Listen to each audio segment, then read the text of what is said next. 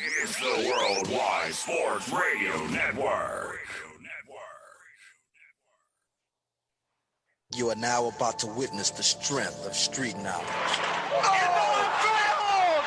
Number 70! We're talking about practice. Hello, you play to win the game. The Yankees are champions of baseball. Mr. Gorbachev, tear down this wall. 3, 2, 1,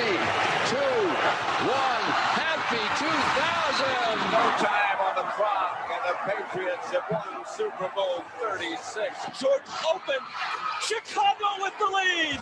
Worldwide Sports Radio Network presents Below the Mark. Hello, Long Island, New York, and around the country. This is Below the Mic. Remember, you can call us at 631-965-4990. You could also go to our website at www.worldwidesportsradio.com. You could download our app by going to iOS, which is Apple WWSRN, or you can go to Android. And all you have to do is search it at Worldwide Sports Radio Network. Well, we're not in the well, Speedy's not in the studio. Speedy is over there in Connecticut, running the show, producing a little bit over there. I'm going to be doing practically all the work over here, but I'm used to that sometimes. Speedy, what's going on, my friends? Yeah, I mean, you're used to it sometimes. You've produced other shows. You're not new to that by any means. You did it long before I did, so. Definitely not an issue for you. No, it's not an issue for you. And well, for me, for you, for anybody. Anyways, we have a great show lined up for you at 6:30. We'll be talking to first guest. We're going to be talking to USC tight end recruit Lake McRee. McRee, right? Is McRee? Yep. Well, you need to roll. You got to put your volume up, Speedy, because it is low. And at 7:15, we'll be talking to UMass tennis player Brittany Collens. So that's who we'll be talking to at 7:15. But we do this every single Below the Mic. We do this sports and entertainment news. Here we go. Well. I'm losing my voice. 4 best trade destinations for the Clippers, Lou Williams. Well, Lou Williams, who's been the sixth man of the league really for the last couple of years. He's been a dominant player, a dominant force for the Clippers off the bench. Here's the notable thought here. I think he would fit very, very well with the Lakers. That's who I think. Also, the Pelicans are another team that needs a shooter on that team. So there are quite a few teams that'll be very intriguing places for Lou Williams. NFL news. Is it Lamar Jackson or is it the rest of the Ravens? Well, Lamar Jackson hasn't played very, very well the last couple of weeks. Maybe the NFL has figured him out. I've been saying this over and over again. A running quarterback does not last in the NFL.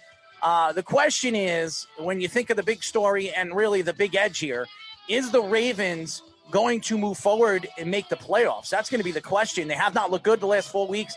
They have been really, really bad. So I'm questioning if they're even going to make the playoffs.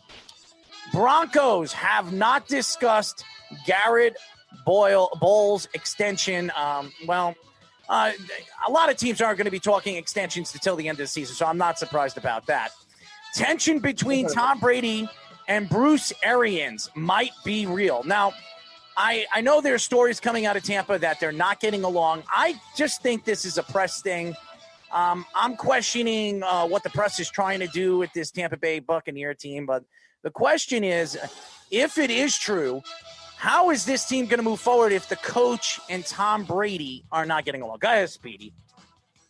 Yeah, that's definitely something that you don't want to have right before the playoff either. I mean, Brady's only on a 1-year deal where maybe that's not going to happen to re-sign him. But if going into the playoffs, that's not going to be good either for them. Russell Wilson tells Ciara that she might get pregnant again while promoting their RNC fragrance. What does that have anything to do with football? I mean, if she's going to get pregnant, I guess they're going to be getting it on, I guess. I don't understand how that has anything to do with sports. Colts place Buckner on reserve COVID-19 list. I mean, Buckner coming down with COVID-19. So he's going to have to sit out for 2 weeks or 10 days. So that's a big part of their defense moving forward. That's huge, especially in the week now. guess who the running back they got to face this week? Derrick Henry. Have fun with that without Buckner. NBA rumors and news, a crazy blockbuster trade, Ben Simmons to the Clippers for Russell Westbrook to the 76ers and Paul George to the Rockets. Speedy, what do you think about that? It's interesting. I like it from the Sixers standpoint, getting Russell Westbrook, a veteran leader, that ends up helping out. He's, again, different type of player than Simmons, but kind of similar skill set wise. I don't really like it for the Clippers, though. I mean, why are you trying to take on Simmons to go with Kawhi Leonard, who he's had trouble with other players in Philadelphia? So I don't know if that's going to be really a good fit, and makes no sense for the Rockets. If they're going to purge assets, they don't really need Paul George. They want to rebuild. Buddy Hield liked a tweet that sure made it seem he's unhappy with the Clippers. I mean, who's writing these stories? Just get to the point. I'm reading the story. Get to the damn point. Buddy Hield is unhappy over there with the Sacramento Kings, so trade him. That's all I'm going to say. If he's not happy there, trade him. Okay, this is ridiculous, these long stories. Clippers agreed to deal with Kai Bowman. What do you think, Speedy? Interesting fit. He was a decent player his rookie year. Nice player at Boston College as a college player. And he was okay with the Warriors when the Warriors had all those injuries this season. So definitely good for depth. We'll see how he fits, though, with Tyronn Lue, the great basketball coach that he is not. Does Bam Adebayo extension mean the Heat can't get Giannis? Yes, it does. $195 million. That's a significant amount of money for a big man. I don't know if they're going to be able to fit Giannis in their salary cap. So I do believe that they don't believe they're going to get Giannis. So that's definitely. LeVar Ball wants $200 million to play Michael Jordan on a one-on-one game. That's not going to happen. MLB rumors and news, ladies and gentlemen. Rockies and Reds swap Jeff Hoffman for Robert Stevenson. What do you think, Speedy? Again, minor deal. I like Stevenson. I think he could definitely be a helpful fit for a Rockies team that always needs pitching. But, I mean, not really a big deal otherwise. I can't really see them having impact players right away. The Reds, they're a team I like on the rise, so it definitely could help, but it's not going to be a big piece either way. Diamondbacks release veteran right-handed pitcher Junior Guerrero. Not a story. Top landing spot and a trade package for Rays. Blake Snell. Well, there is one team right now in New York that'll be looking for him. It's not the New York Mets. It's the New York Yankees. I think that's a perfect spot for Blake Snell. The Yankees have a good farm system. I think that Tampa Bay would be very intrigued and very interested in some of their players. They have some players who's the guy that hurt himself? The third baseman. Third baseman a couple of years ago. Andahar. Speedy, you're no good. You're no help over here. Andahar, who hasn't played all season in the 60-game season, I could see Andahar and a couple of players in a package. He's a player that could play every day on this team, so I could see that happening. Andahar is a cheap player too, so that's something interesting. They could also move another player, another young pitcher on their farm. Maybe a Jordan Montgomery. Pirates claim pitcher Ashton Goodell, destination Will Craig for assignment. Designate Will Craig for assignment. Speedy. Again, minor players. The Pirates are trying to rebuild. They're just trying to get all the young players they can get. So designating some veteran guys. Last off, NHL news. Bob Nicholson hopes World Juniors can boost morale during an uncertain time. What do you think about that? I mean, maybe. I mean, we're getting the Olympics next year in the summer, and for the winter. Again, there's a lot of countries that love hockey. That would definitely be something that they could boost. Again, it's kids too, and it's definitely something that could boost a lot of the fans, especially with the hockey season possibly coming back too. That's definitely something that could help. And again, with the draft, we don't know when it's going to be. It's going to be a big chance for these kids to prove themselves too. Well, that's sports and entertainment news. It's very hard to do this when Speedy's over there in Connecticut because I can't really concentrate on the reading and everything like that. But nevertheless, I will say this. There's a lot of stuff going on in the world. There's a lot of sports going on in the world. So I'm not surprised that there are stories coming out from all different organizations that, sports might be held up this year. I don't know. All in all, what is going to happen moving forward with the NFL season, and really what's going to happen with the NBA and the NHL season too, because Gary Bettman has come out and said that the season might not start on time. They might not play an 82-game season. So I'm not surprised that there's a lot of backlash going on in professional sports, not only with the ownership, but the commissioner of baseball. So, Speedy, what do you think about that? Yeah, again, at some point you're going to have to sacrifice in terms of the shortened season. That goes for all these sports. The NBA is already kind of doing it to an extent with what their plan is for this year, starting December 22nd. And the NHL is probably going to have to do it at some point too. I know Gary Bettman wants an 82-game season, but that doesn't mean it's necessarily realistic to the extent of, because the draft has already been shifted, because there's a lack of training camp. That's going to make it very hard. And if you do it next year, then you do it next year. At some point, the players have to sacrifice and say, all right, we have to go into this kind of season. Well, everybody wonders why I want to get into this. And the New York Jets is a big story right now in New York with the whole Adam Gase situation. And there are stories coming out from the Jets organization, Joe Douglas.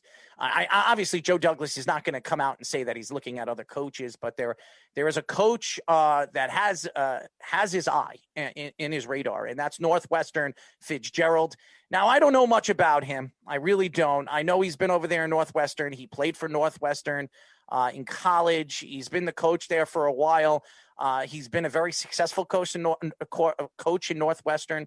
The question is he the right fit for the New York Jets? And I don't know if this story is 100% true. I do believe there's some kind of truth to this story, that they are interested in Fitzgerald. They're also interested in the Iowa State coach, who's very intriguing, not only here in the NFL, some of these teams. Fitzgerald was actually there were teams that wanted to interview Fitzgerald last year, and he declined to interview with some of those teams. The same thing with Iowa State's head coach. Who's the Iowa State head coach? I'm sorry. Matt Campbell is the Iowa State head coach. Get your mic up or something. Get your mic up or something like that, because you are muffled over there. But who was it?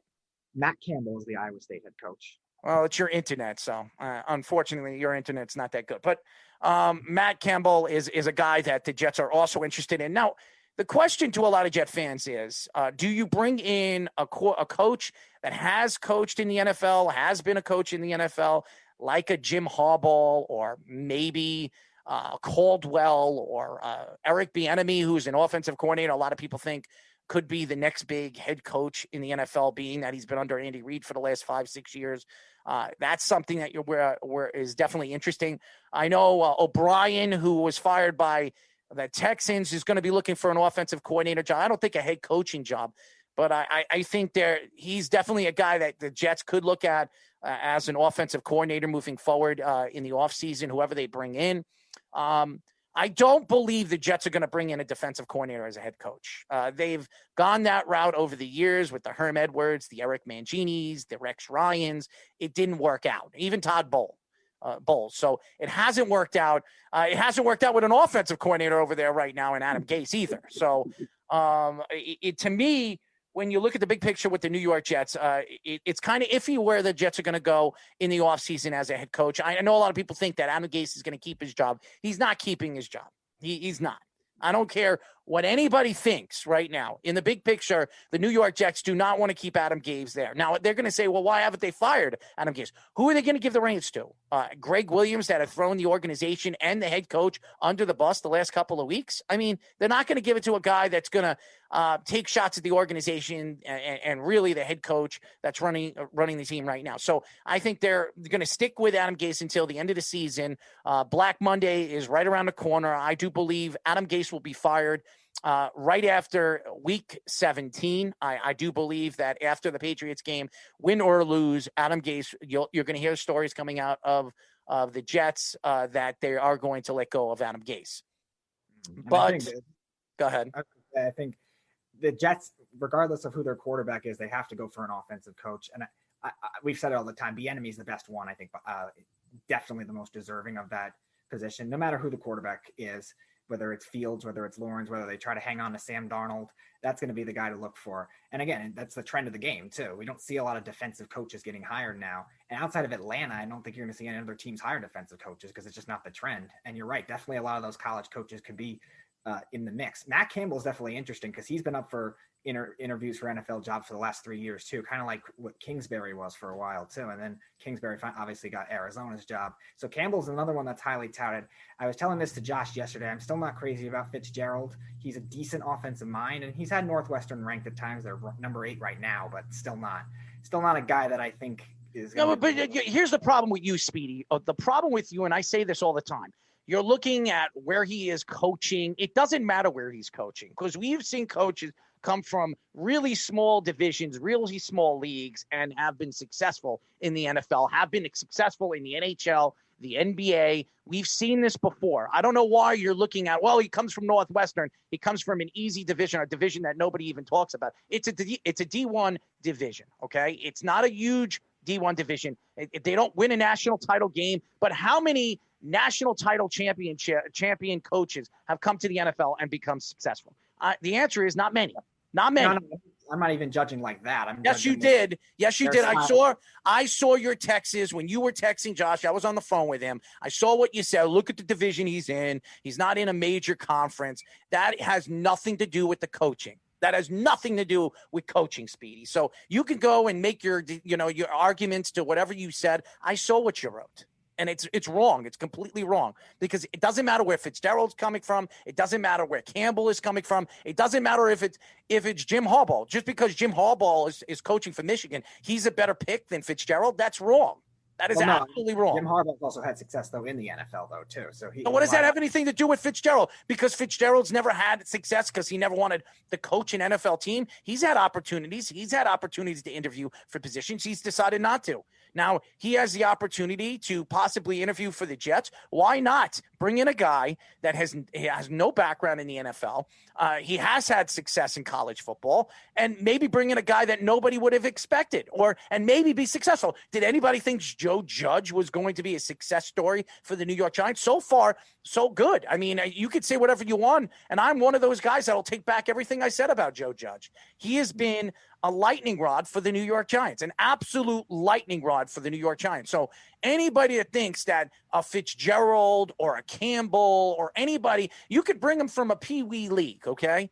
If he's a good coach and he's proven to be a good coach, he'll be a good coach in the NFL. All he has to do is make sure that these guys are going to follow his lead moving forward. There are a lot of coaches. Did anybody think that Kingsbury was going to be a good coach in the NFL? The answer is no, okay? And he's still on that bracket to think that he's not going to be a good head coach in the NFL. But all in all, he was very right. He was right to get rid of the quarter. What's his name again? I'm sorry? Josh Rosen. Talk a little bit on your mic. Speak a little bit more thoroughly in your mic. Josh Rosen. He was right to get rid of Josh Rosen and draft Kyler Murray. Why? Because Kyler Murray is up for an MVP right now. He's played very solid in his first 2 seasons as an NFL player. And now you're seeing the growth of what this team could be moving forward. And that has a lot to do with Kingsbury. He is the head coach. Say whatever you want, Kyler Murray or no Kyler Murray. Kingsbury is running the show. And he is the guy. He's the front guy. And if they're winning, they're going to give him a lot of credit. If they're losing, they're going to take shots at him. They are winning. And because they're winning, you can't give it all to Kyler Murray and what this defense is and how special they have looked, early in the season and now moving forward at the end of the season. So Kingsbury has been successful so far as a head coach, Speedy. Mm-hmm. No, he has been so far. You're right. He's not in that upper tier yet. He's not top. You didn't like him. You didn't like him. You didn't like Kingsbury.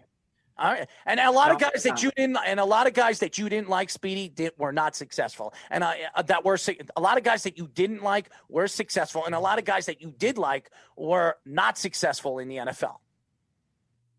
That's any coaching. That's why. How could you come out and say, well, I don't think Fitzgerald will be a good fit in the NFL? How would you know? Because he's never coached in the NFL.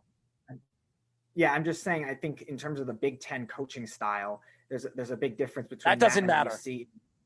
That doesn't matter in terms of what you see at the NFL level right now. That's why Cliff Kingsbury, even though you're right, it wasn't a successful Texas Tech head coach. He was 7-7 pretty much every year, or not even below that.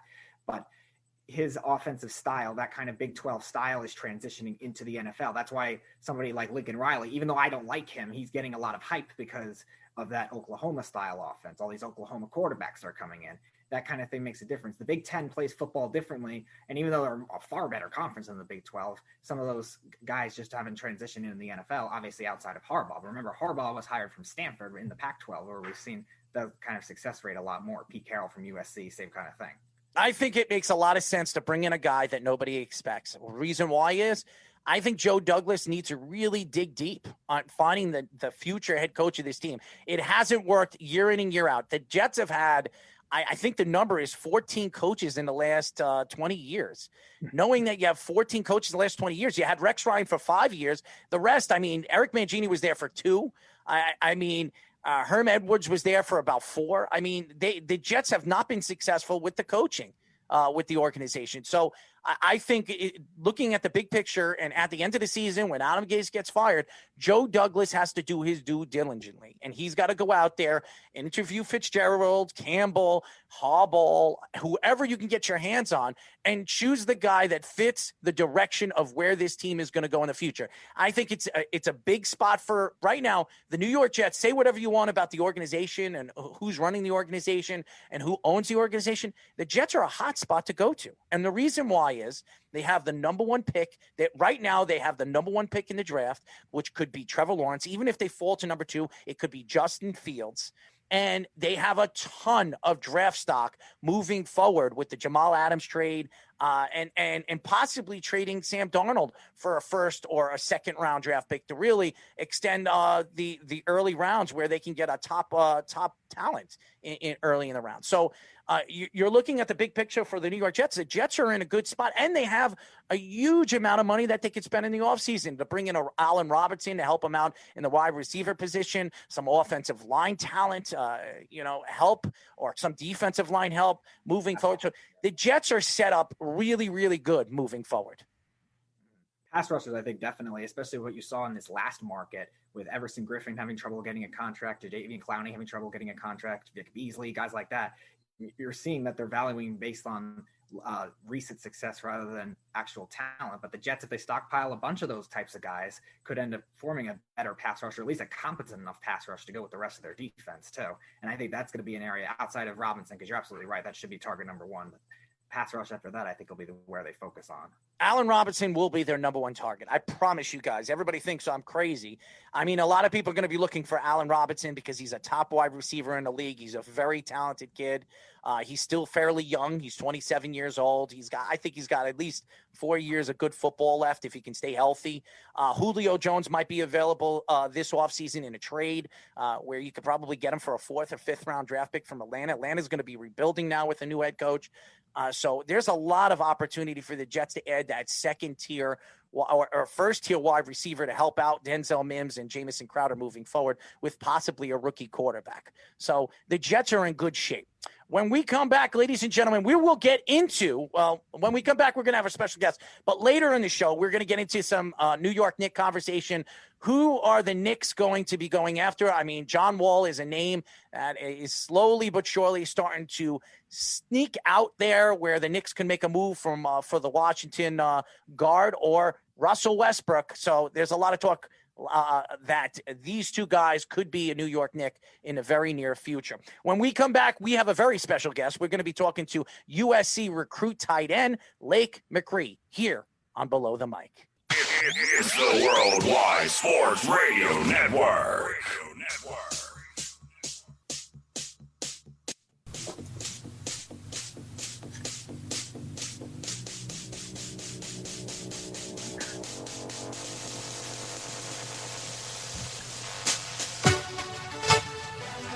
And we are back, ladies and gentlemen. This is Below the Mic. We are live every single Wednesday from 6 p.m. to 8 p.m. New York Eastern Time. Remember, you can call us at 631-965-4990. You can also go to our website at www.worldwidesportsradio.com. Download our app, ladies and gentlemen, by going to iOS WWSRN, or Android Worldwide Sports Radio Network. Well, it's not easy doing this simulcastly with Speedy over there in Connecticut. It never is. I hate producing the show because I can't really concentrate on the content of the show. But it is what it is, right, Speedy? Mm-hmm. Mm-hmm. Mm-hmm. You hear that? You hear that? Mm-hmm. Mm-hmm.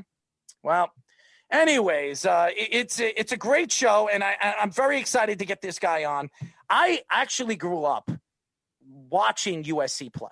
Matt Leinart, Reggie Bush, when they were a talented team, Pete Carroll running the team and pushing the team the way he has over the years. And yes, two championships, 2 national champions. I don't care if they were cheating or not. It's 2 national championships. But we have a USC recruit, and we are now talking to tight end recruit for USC, Lake McRee. What's going on, Mr. McRee? Doing good. Thank you for having me. Absolutely, man. I was happy because Jillian actually told me we've been interviewing so many different recruits around, in top 100 recruits from 2021 and 2022, and a lot of them are tight ends.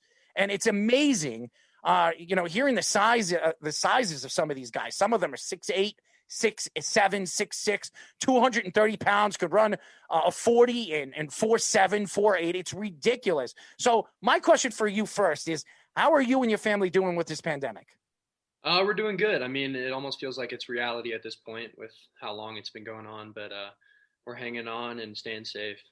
Well, and how about you doing this whole Zoom recruitment? I mean, to me, it's talking to a lot of these different recruits, and it's not easy because when I was recruited as a hockey player, I went to college to talk to the coaches, interview with the coaches, them come to me, sit down with me and my family, have conversations about why I should go to their school, the academics, all that different crazy crap. So how is it different now doing your recruitment and over Zoom? What is the difference between going over there or talking to the coaches face to face or doing it on Zoom?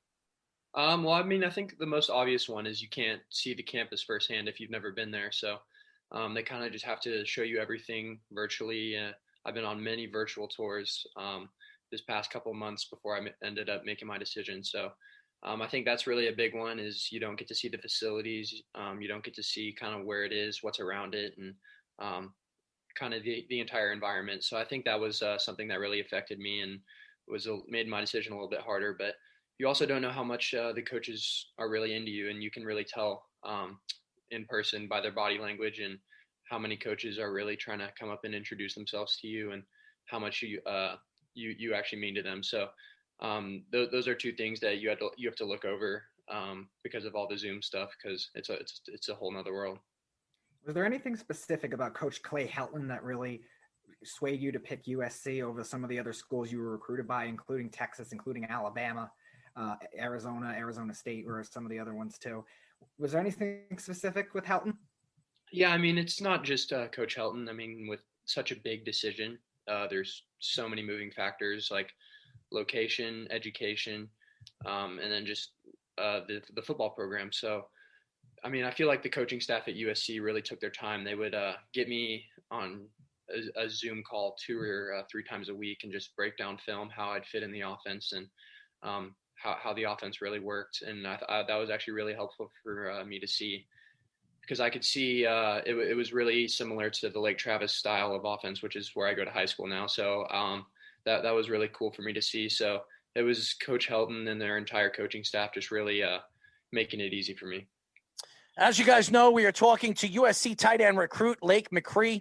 Now, Lake, first of all, that's a unique name. I mean, obviously you were named after a lake, right? Am I right?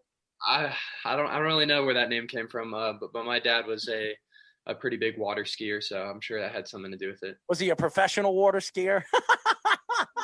I'll say, right?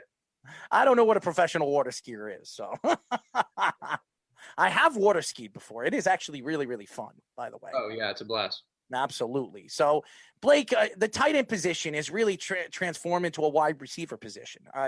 You guys are the big guys on campus. I mean, now you're looking at tight ends making $70-80 million a year, almost as much as a wide receiver is in the NFL. When you look at the position and really the transition of the position now in college football to the NFL, where do you see your game? What is the strength of your game that really stands out at that position? And is your game does your game fit the NFL style?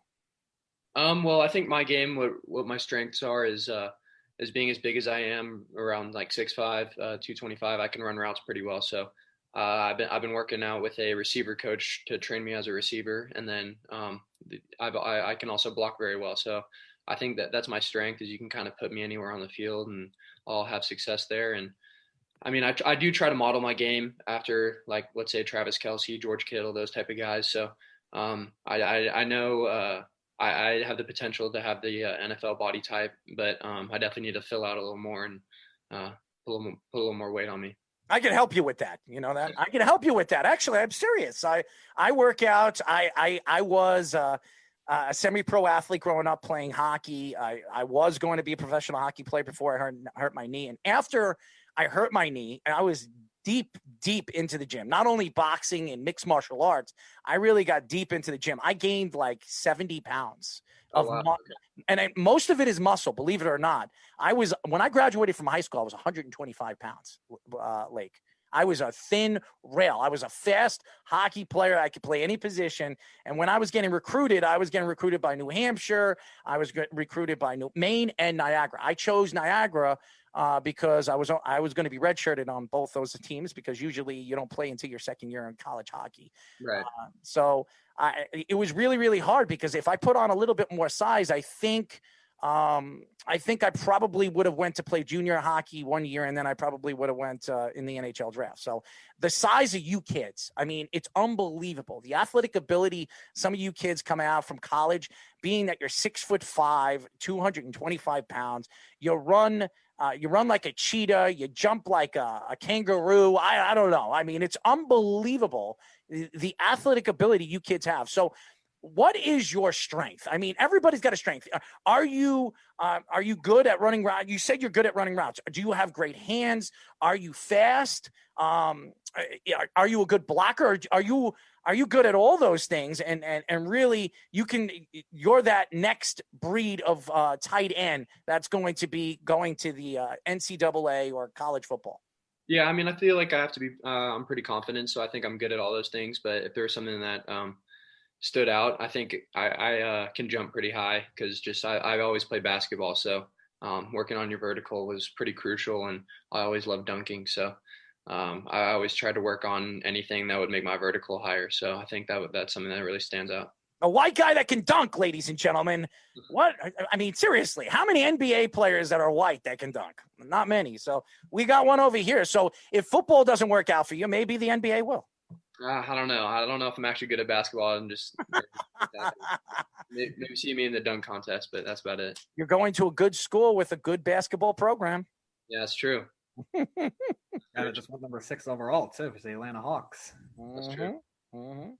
So, Lake, I want to go back to the recruitment thing, because you're from Texas, and Texas and UFC have that big rivalry, and with the national championship game back in 05-06.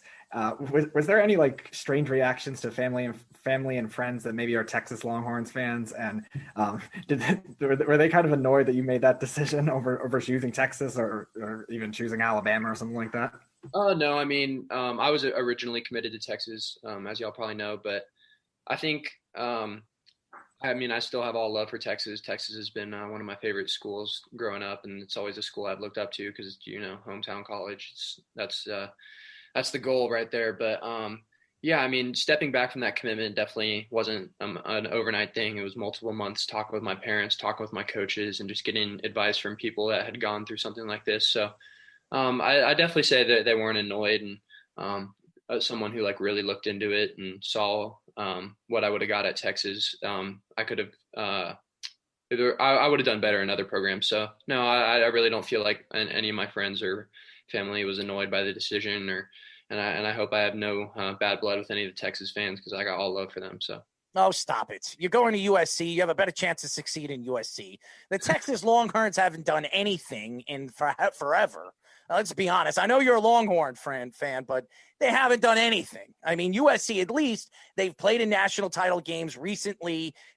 They're amongst – I would say they're ranked higher right now than the Longhorns. Are they not, Speedy? Yeah, they're 3-0 right now. Yeah, So. they were last time I checked, because Texas has 3 losses right now. And yeah, you made the right choice, Lake. You absolutely did, and you have a better chance right now with the coaching over there to succeed and possibly be an NFL player in the future. So I think you made the right choice. As you guys know, we are talking to USC. Yes, not the Longhorns. USC tight end recruit Lake McRee. Listen, I'm a ball buster, Lake. So I know you're a Longhorn fan, but I like taking shots at the Longhorns. I don't know what it is, right.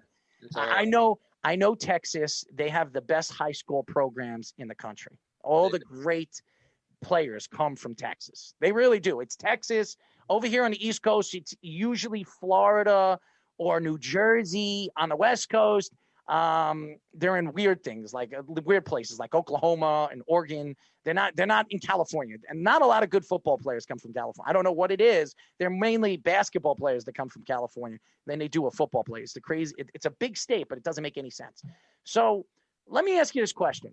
And obviously you were committed to the Longhorns, and then you decided to take it back and go to USC. When you look at college football as a whole, with everything that's going on with COVID-19, and right now they're playing half the games instead of a full slate, and next year where you're going to be a recruit and you're going to have the opportunity to possibly play next year, do you think that the NCAA is going to do the same thing they did this year and kind of cut half the season out, or do you believe that moving forward, it would be at the best interest of some of you young players and college football that they play a full season? I mean, well, I think we've all seen in this year, 2020 is the most unpredictable thing ever. So what I hope and what I believe are two different things. I mean, I hope we get the full season and get all the games, but I really don't know what to believe, because our games out here just got postponed as well. So it's just a roller coaster, because we weren't supposed to have a season, then we had a season, then it gets cut short. So I'm not sure what's going to happen, but I just know as long as I'm playing football that it'll be all right. Which Pac-12 opponent are you most looking forward to facing, and why?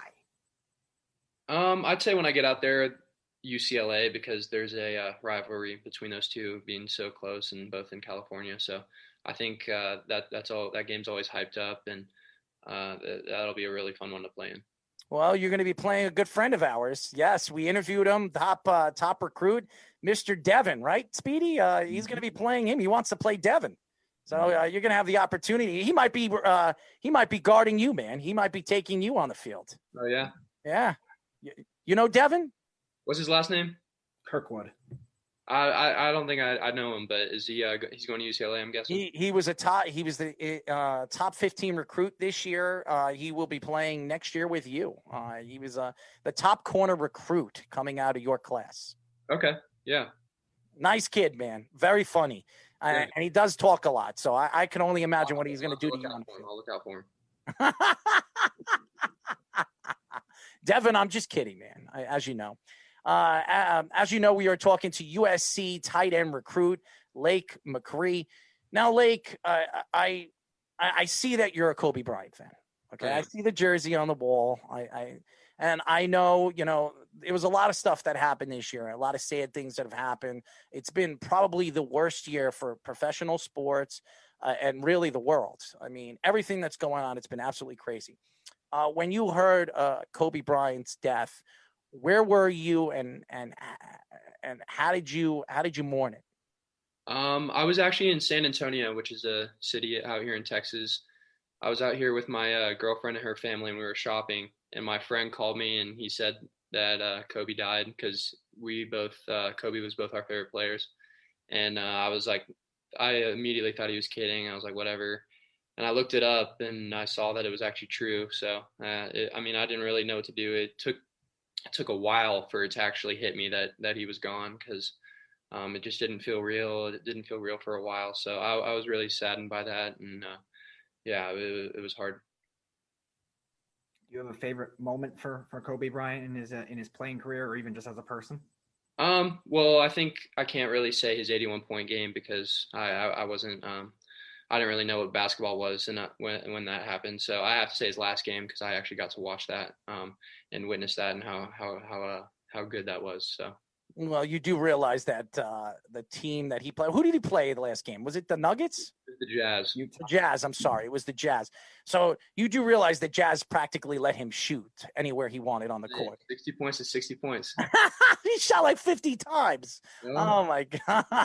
They got to win. They got to win. So. That's true. That's true. And listen, Kobe Bryant is one of the greatest basketball players of all time, but he's still not in my top 10. He's still not in my top 10. No. Oh, my God. No. You're young. You're young. A lot of you young fellows don't understand. I mean, there are so many great players that came. Oscar Robertson. You think Kobe Bryant was as good as Oscar Robertson? No. I mean, there was a lot of great players that, I never even got a chance to, I'm 38 years old. I'm a little bit older than you and Speedy over there. Speedy's 25. You're 18, 17 years old. You guys are kids. So you never watched Eldon Baylor. I never saw him. I mean, I saw Larry Bird play and Mark Parrish and you guys really didn't get to experience the best time of basketball with some of the greatest basketball players of our era. So unfortunately, but hey, listen, Kobe Bryant, you know where I rated Kobe Bryant in my list? I rated him 16.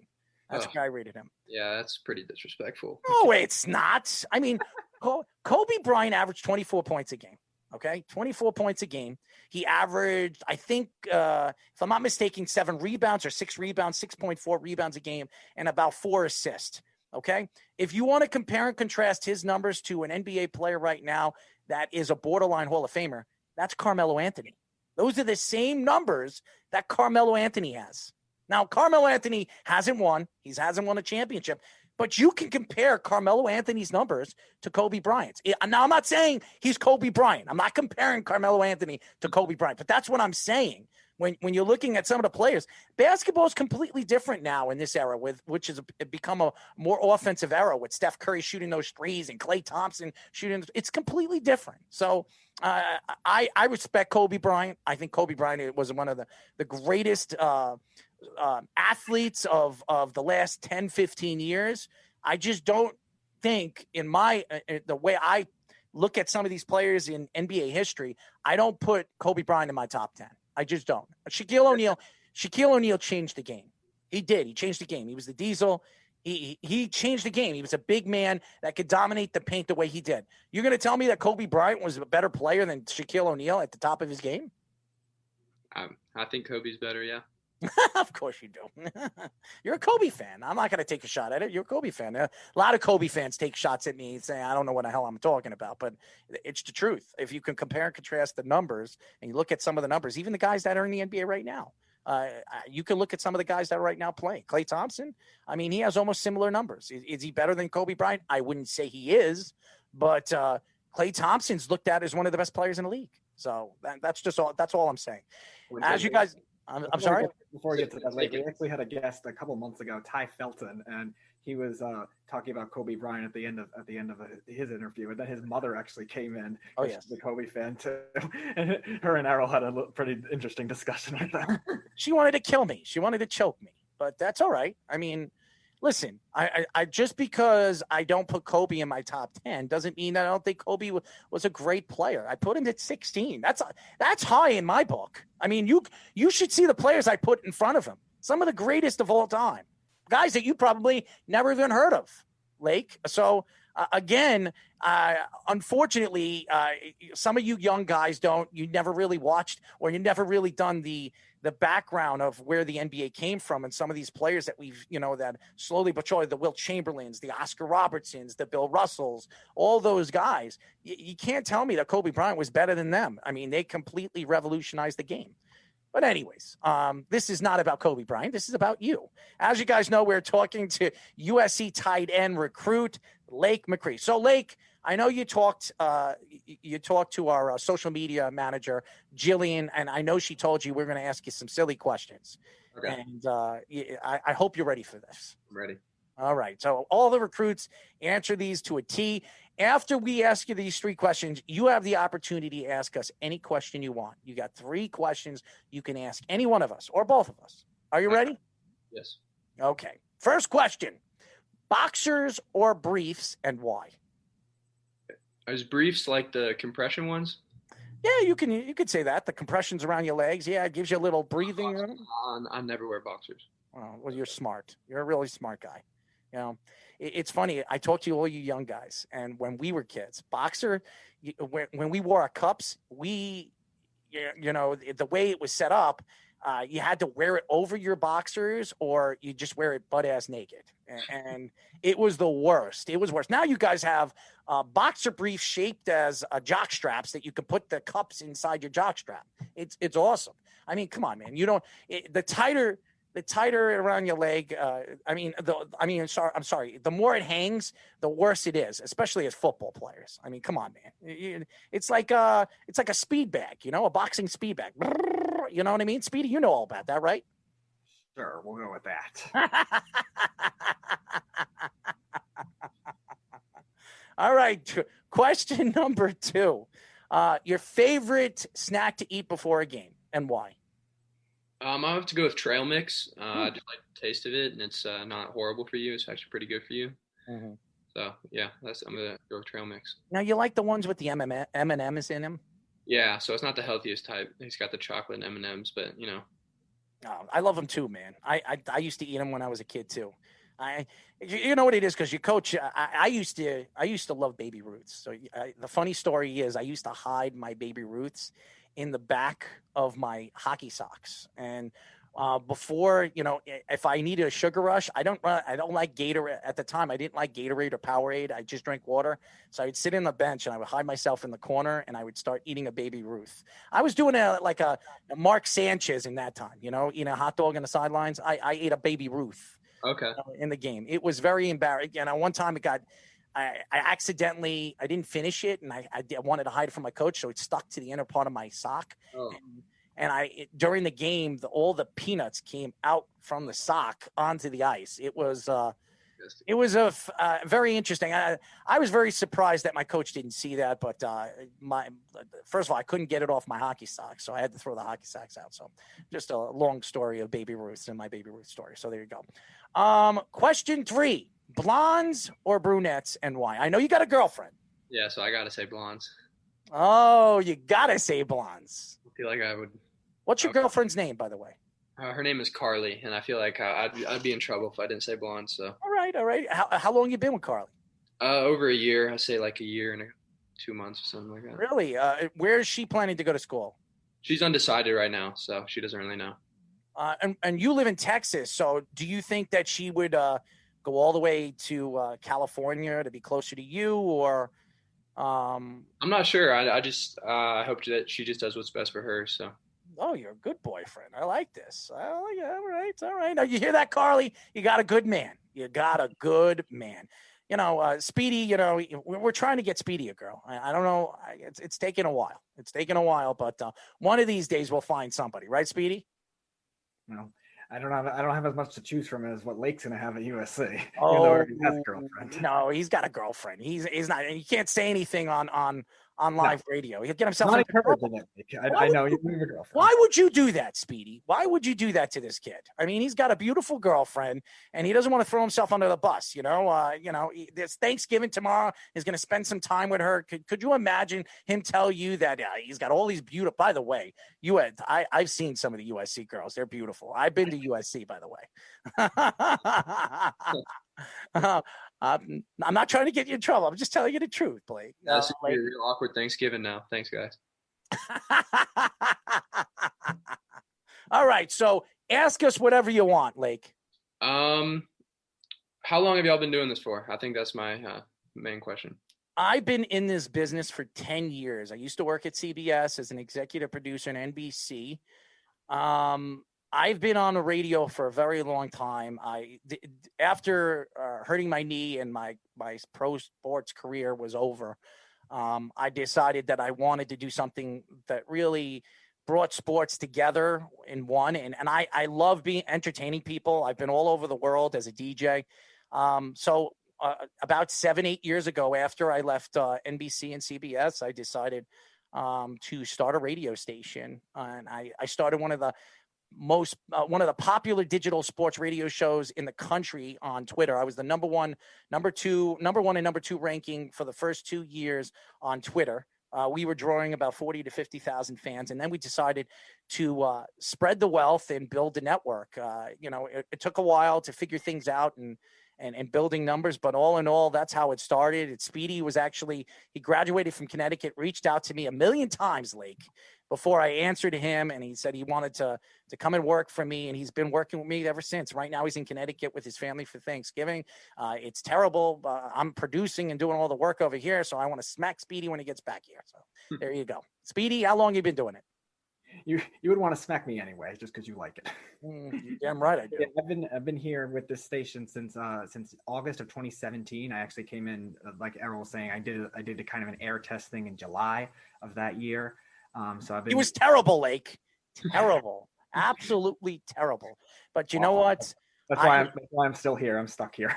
I like taking on challenges, and Speedy has grown with us, and he's become a very good worker, not only for the network, but for what we do as a product and what we do putting our product out there. We're on 103.9 here on Long Island. We are one of the big news broadcasting stations on the FM dial, and we're working on something really, really big coming up. So it's been great. It's been a great story, and I'm hoping that in the future, we'll come to your draft class. We'll meet all you great young guys, and I'll become your agent, and we'll move forward with that. Yes, sir. Sounds like a deal. Next question, my friends. Well, I was gonna say how y'all met, but I guess that was kind of through. You don't want to meet me, man. I actually you do, because I'm a crazy person. I like to have fun. I like to mess around. I never take anything seriously. I really never do. With my girlfriend, really with life, I just don't take anything seriously. Just like your top rankings of NBA players. Top rankings of NBA all players. Time or current? I'm just saying, if you have Kobe at 16, you definitely don't take it seriously. Oh, stop. Lake, come on, man. I mean, again, you some of these older players you don't even know of. Do you know who Walt Frazier is? I'm not going to get into it. I'm not. Don't you worry. All right. What's the next question, my friend? Last one. How did y'all? What came about? Is I want to go interview Lake. Like how'd that come about?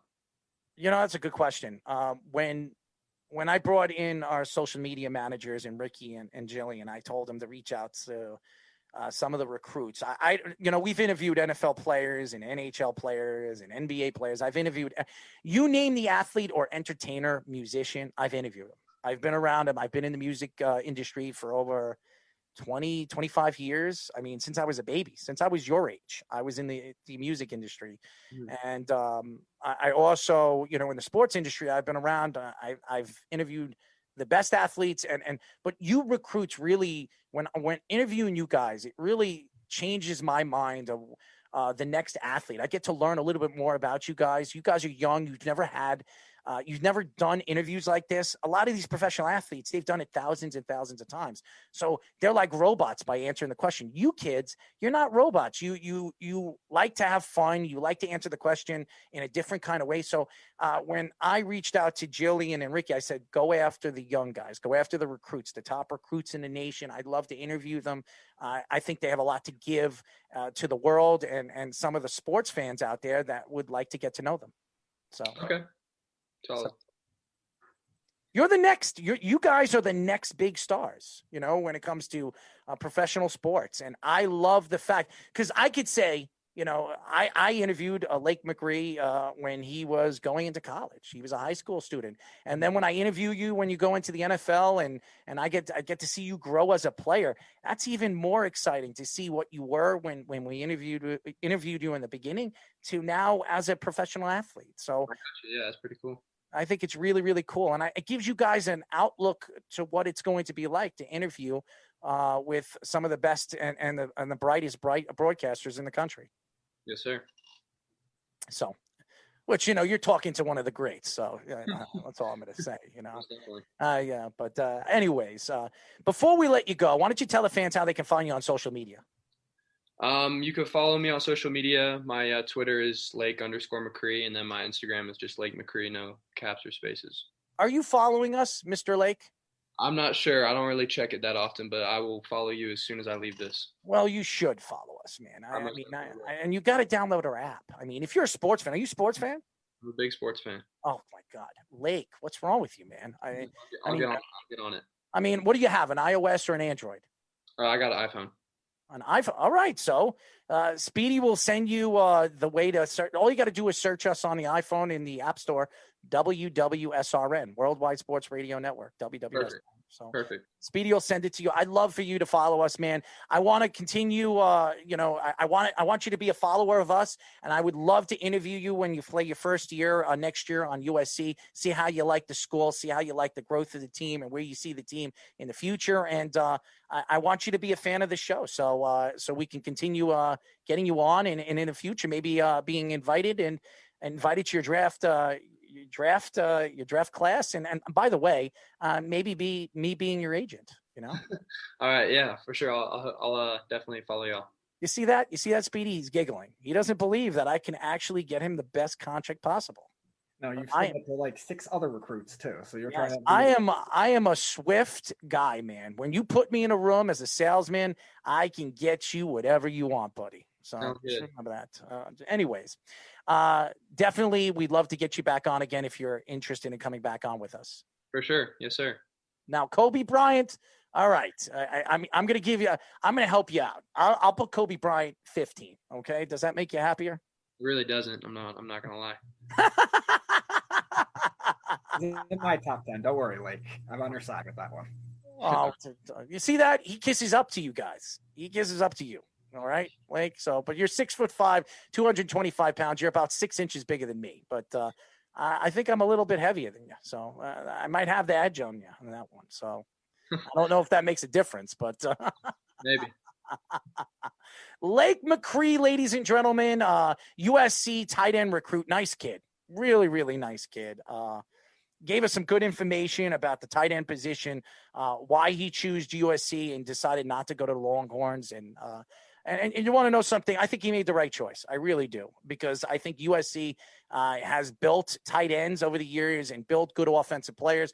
Some of these offensive players have made it to the NFL and have succeeded in the NFL. So some of them haven't, as we know, Speedy. But I think Lake is a nice kid. And it's crazy because these guys are so huge. They're 17, 18 years old, and they're 6'5", 225 pounds.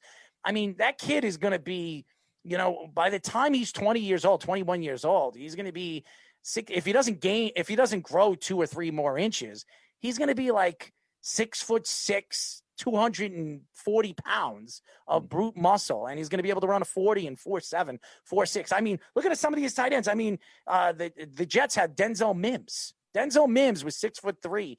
He's a wide receiver, and he ran it in 4.4. I mean, it's unbelievable what these guys can run those. I mean, the athletic ability some of these kids have, Speedy. Absolutely. Especially now with the tight ends, they're getting to get close to receiver speed, or even what receiver speed used to be like as a main. They're fast now, these guys. And you're right, fast at a very young age. And Lake's going to be one of them too. And a lot of the tight ends we've interviewed, they're all really fast guys and huge right away. Yeah, it's crazy. It's absolutely remarkable what you see some of these athletes and what they do. It's incredible. Absolutely incredible. Oh, man. Well, before we go to break, because we're going to have our next guest, and who do we have at 7:15, Speedy? We have former UMass tennis player Brittany Collens, and you were explaining it to me yesterday. She has she filed a lawsuit, I think, or something like that, against the NCAA. She's trying to get her wins back after UMass vacated the wins for her program, along with some college basketball players as well. She was one of 12 people that got all that vacated, so she's trying to put something towards the NCAA. Crazy. It's a crazy story, and I'd love to hear it from her and the story behind it. She found $200 and some odd in her bank account. She didn't know where it came from, or she probably didn't even look, and she spent it, and then The NCAA found out that she took money and then vacated all her wins, and now she's fighting for it back. I mean, she was one of the best tennis players in the country. So it's an incredible story, and she reached out to us, and I think all the fans should definitely listen to this story. I think it's a great, great story. But before we go to break, before we get her on, this whole New York Knicks, Russell Westbrook, John Wall story, and I've always liked John Wall. I've always liked him. I've always thought that when he was 100% healthy, he was one of the top 5, top 6 point guards in the NBA. Now, this guy is coming back from an Achilles injury, and we saw it. Klay Thompson from a torn ACL. Now he has an Achilles injury. Same thing when you look at Kevin Durant. We don't know what Kevin Durant's going to be when he comes back from his Achilles injury. Everybody that we've seen in professional sports that come back from an Achilles injuries usually are not as good or not as dominant as they were before the injury. I mean, that's a huge injury. It's a muscle that, when you tear it, to rebuild that muscle, it's very, very hard. It really, really is. So, a guy his size too, and he relies on that leg to step back, make those step back threes. He's the best in the league at doing that, and has been his whole career. And even with the mid range, that's a lot to have to deal with on that Achilles for sure at his age. I mean, he's still young-ish, like he's 30, 31, but it's still a big injury this late in his career for a guy who's already had a lot of injury issues as well. Yeah, and John Wall, I like John Wall. I think the Knicks would have to give up less for John Wall. I mean, John Wall's still under, I think, 3 or 2 more years left on his contract. It's not a significant contract like Russell Westbrook. Russell Westbrook's making his next 3 years, 42, 45, and 47 million his last year. I think that they can get John Wall on the cheap. I would go after John Wall. I think he would fit better in that kind of offense, in the Tom Thibodeau type of offense. Now, both of them can't really shoot, but I think that John Wall is a better shooter, legitimately a better shooter than Russell Westbrook is behind the three. So I think John Wall would fit better, and he's cheaper. I think John Wall's contract is 25, 27 a year. I mean, that would fit more with the New York Knicks, especially if they decide to bring in another player in the next year and a half. So I do believe that the Knicks have taken on big contracts because they're getting more draft picks, but not high draft picks. They're getting second-round draft picks. So, but they're trying to rebuild through the draft. I think it's a very smart move. A lot of people do not like what the Knicks did on drafting Obi Toppin because they have a cluster of forwards on the team. They got rid of a couple of them in free agency just recently. They got rid of Portis and some of the other guys, and now they want to build their team around their young, youthful players, the guys like R.J. Barrett, the Mitchell Robinsons, and now Obi Toppin. So I think John Wall would fit the best. How about you? What do you think? Russell Westbrook, John Wall? I think John Wall definitely defensively would fit Thibodeau's defensive system like a glove. As an overall player, though, I still worry about how he's going to come back because he's been hurt a lot recently. Westbrook's been a little more durable when it comes to that. And I think Westbrook is still, again, he can't shoot, but really beyond that, he's still a fantastic all-around player. So you're right where it would be Wall if they're trying to go for maybe that stopgap point guard for the 2 years and until they draft a point guard. Yeah, that's the way to go. Depends on what you're looking for, or if you want the superstar to lure in some more superstars, somebody like Russell Westbrook. That's why you go after Russell Westbrook. So it depends on what the path is for the Knicks, if that's what they're thinking. If they know they're not going to get a superstar, maybe John Wall is a better trade to make, because you're right. They're not going to have to give up a lot because he's been wanting out for a long time. It's not just this year when he just mentioned it. They would probably have to give Julius Randle for John Wall. I think that would be a clear swap. They get rid of Julius Randle, which his contract, I think his contract is about 22, 23 million. You bring in John Wall, which kind of matches where he's making 25, 27. I think that makes more sense than going after a Russell Westbrook, where you're going to probably have to give up. I mean, you're hearing some stories that the Rockets want a first-round draft pick. They want 2 starters for that trade to bring in a Russell Westbrook. I think that's a lot to give up. I mean, they want a young player. I'm looking at, you're probably going to have to give up Julius Randle, Kevin Knox, or Frank Ntilikina, and a first-round draft pick. That's a lot for Russell Westbrook, and you're going to take on his contract for 3 years. That's crazy. Now you have to hope that you can fleece the Rockets GM because, again, it's a new, inexperienced GM now trying to deal with Russell Westbrook and possibly having to trade James Harden as well. That could be something that the Knicks could take advantage of and fleece them. Well, and also Washington, I think they have a young GM over there too, so they can probably fleece him too. But I like what Rose has done. I like what Wesley has done. I like what Tom Thibodeau has done. I think this is a good management team. They're working together. It's not all about Phil Jackson or Steve Mills. I think the Knicks have a bunch of guys that are making decisions. It's not just one guy. You go to one guy, you go to Rose to make the final decision, but it's a bunch of guys making decisions, Speedy. Mm-hmm. Right. And it's finally something that's a lot more competent than trying to just fit a new identity, or Phil Jackson trying to bring in everyone just to fit the triangle offense, not get stars that didn't fit otherwise. It's finally something there. They actually have a legitimate sense of direction, and it's just a matter of can they get the free agents, and obviously the young players obviously have to be the biggest part of all that with Barrett, with Toppin, and all the guys like that. When we come back, ladies and gentlemen, we will be talking to UMass tennis player recruit Brittany Collens here on Below the Mic, only on the Worldwide Sports Radio Network. It's the Worldwide Sports Radio Network. And we are back, ladies and gentlemen. This is Below the Mic. We are live every single Wednesday from 6 p.m. to 8 p.m. New York Eastern Time. You can call us at 631-965-4990. You can go to our website at www.worldwidesportsradio.com. Download our app. How many times do I have to tell you? Speedy, I'm going to whip you. I'm going to smack you around a couple of times if you don't do this. Fans out there, all you fans out there, if you like sports, listen to us every single day. You can listen to all our shows. They're live. You can watch our shows. You can listen to our shows. You can go and read our articles, all the great stuff that we do here at the Worldwide Sports Radio Network. Check out the app, WWSRN on Apple, or you can go to Android, Worldwide Sports Radio Network. Woo! Speedy. This simulcast crap over here, when you're over there in Connecticut, I can't stand it. I hate producing the shows when I'm trying to concentrate on the damn content of this damn show. Whatever. Anyways. Well, ladies and gentlemen, we have our second guest. A very beautiful guest, to say the least. And at least I have something to look at instead of Speedy's face. I mean, that's terrible. Terrible. You see that, Speedy? You see what I do? You see what I have to look at you every day, but now I got something to look at. I at least something. Anyways, we are now talking to UMass tennis player Brittany Collens. What's going on, Britt? Hi, thank you for having me. I'm so excited to be here. How are you? We're happy to have you. I mean, we're jumping for joy. I mean, Speedy is too. Look at him. I got to jump in this room. There's a lot of delicate stuff. Well, you look like you're about to eat your mic because you're covering your face. You look terrible, by the way. You got to bring that mic down so people can look at that beautiful, hairy face, right, Brittany?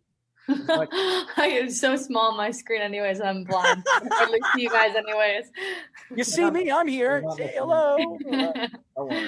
So, Brittany, it's interesting. I saw that you wrote to us on Twitter, and I read – I was actually the one that read what you wrote, and then I reached out to our social media manager, and Jillian, and I told her, reach out to Brittany. I would love to get her on the show. Then I actually went through your Twitter, and I read the story, the background of who you are and what happened to you and what the NCAA did to you. It's absolutely obnoxious what they did to you. Why don't you tell the fans on what they tried to pull on you and what they're doing to you and how far you've gone to fight this? Yeah. Oh, man. So I guess for me, this started about a month ago. I received a text from one of my coaches with kind of like a headline that UMass was in trouble for impermissible benefits. And I didn't think anything of it because you really don't hear much of women's tennis in the news. And as I clicked on it, I kind of read that I wasn't named, but it was 2 student athletes who had moved off campus, and I was one of them. There was really no other options, and found out that sometime in 2015-16, in my lump sum of scholarship money that gets directly deposited into my bank account, Mistakenly, there was $252 put in there for what is known as a telecom fee. And that's a stipend that is only entitled to students who live on campus, as it's, I don't want to say reimbursement, but it just covers the cost of a landline, like a phone jack. And there was some clerical error in which they didn't realize I moved off campus my junior year with another teammate of myself on my team. And unfortunately, UMass found this error, self-reported it, which that is the great part, is that they did come forward and said, we accidentally overpaid one of our athletes $252 and some infraction $504. And unfortunately, at first the NCAA said, that's great, thank you for coming forward, like, glad you guys caught this error. We're going to agree to a self-imposed fine of $5,000 and 1 to 2 years of probation. And that's great that the agreement, was done, until the Committee on Infractions came back and said, no, they need to vacate their seasons 2015 to 2017 because they had this on-court advantage, which is nuts, to say the least, and in the kindest way. That night that I found out, I started a petition with my teammates asking, why, detailing all the reasons why this is so wrong on so many different levels. Clear abuse of power here by the NCAA and not protecting their student athletes. So it's kind of, made its way. Been talking to a lot of great media outlets, having support from people like Dick Vitale and many more. So that's kind of where we are today, trying to work with senators in Congress to see if we can really push this thing farther and kind of demand answers from the NCAA, not just for us, but for collegiate athletes in general. First of all, and by the way, we are talking to Brittany Collens, UMass tennis player. To me, I believe college athletes should be paid. I've been saying this over and over again. Somehow, if they want to sign autographs and go out there and sign their own autographs to their jerseys, they should be paid for that. I don't understand why the NCAA will drive sanctions at the school or to the player if they find out you're making some money. That makes absolutely no sense, by the way. It doesn't make any sense. I remember, 10 years ago, USC was sanctioned because I think it was Reggie Bush taking money, and Pete Carroll was doing something, and that's why Pete Carroll went to Seattle, and they took away their championships. And then Louisville, they were doing something on the side, and they took away their championship, Louisville basketball. So, I don't understand these sanctions that the NCAA is trying to do. Now, they're making millions and millions of dollars. Am I right? They're making millions of dollars. Yeah, I think they make $1 billion. I think it's even more than that, to be honest, which is wild to say out loud. So they're making millions and millions of dollars off you athletes, okay? You're talking about a ball game in college football. Every ball game that they play, the college is making $30 to $40 million. And in NCAA basketball, every round that a team goes to, they make an extra $10 million. $10 million. So I don't understand. And this is to me completely appalling that a college student who didn't even know that she got $252 in her account, and being that it was direct deposit, why would you be? I don't even look at my direct deposit. Seriously, who looks at their direct deposit? I mean, I bought something the other day and then I returned it. Do you think I went looking back if I got $6 or $7 back on my direct deposit to me? No, I didn't. I don't care about $6, $7. So why would I care to know that I had $252? All I'm going to say is I got $1,000 in my bank account. I'm going to spend $200 of it. Am I right or wrong? Yeah. Yeah, no, it's not something that anyone would have picked up on because it fluctuated by really small amounts depending on books that year or, whatever, cost of attendance was. So unless I emailed the school and said, can I have a complete breakdown of what I'm getting paid for, which is honestly really unusual for anyone to do, then I wouldn't have noticed it. And to be honest, if I did get a breakdown and I saw a telecom fee, I would have thought I was entitled to it. So there is no way of really knowing. And it is such a small undetectable thing, to be honest. So I want to ask you, because again, your case is very specifically with your team, and also it was the men's basketball team that year. I think it was like I said earlier, I think combined 12 athletes or something total. And do you think the NCAA has some like unfair treatment or particular biases when looking at these kinds of scandals? Because we see, like Errol will say, you saw Louisville get really hit hard, you saw USC hit hard, but then there's a team like Kansas basketball a couple years ago with them having illegal recruiting issues with Sylvia D'Souza, and I forget the other guy's name, that they tampered with. Obviously, you saw Sean Miller, DeAndre Ayton, that whole incident, paying them $100,000. Do you think there's a particular bias that goes around with different sports, different players, and obviously different schools? Yeah, no, great question. Absolutely. This is one of our, biggest points. One of the fact that the NCAA says that their, main goal is to protect student athletes is, excuse my language, kind of a load of crap, because they look the other way, just as you've mentioned, when it's the schools that are making them millions, but they go and try and set an example out of UMass tennis and UMass basketball, kind of not a small state school, but one that doesn't really bring in a lot of revenue, compared to the other schools. So it's clearly, I think that's like kind of our biggest problem, is that the NCAA is both the judge, and the rule maker. So they don't really have anyone to answer to, so they can turn a blind eye, when it comes to who's going to keep making them revenue. So really glad you asked that question. That's one of our main points. And, we want explanation for, why we're doled out the harshest punishment, really possible, when they have really reserved vacating seasons for the most major offenses done with intent. And obviously this was a minor offense done without intent. They should be answering to us, and they will be answering to us, because we are the press. And to me, that's the only people they're going to listen to, because it doesn't matter to the parents, to the athletes. They're going to do whatever the hell they want. That's what the NCAA does. They don't care about the students. They care about the money that goes into their pockets. It's all political. It's all political. So unfortunately, students like you and schools like UMass are getting attacked. You cannot take away wins. You can't take away championships, because your rules, they break your rules. I mean, there are so many people, there are so many athletes that have broken the rules and never got caught. Never got caught. Yeah. But because they're football players, like you were saying, because they're professional, they're going to be the next professional. You remember the story with Memphis and Derrick Rose? Derrick Rose was cheating. They were cheating on tests. He wasn't going to classes. They were practically passing him through.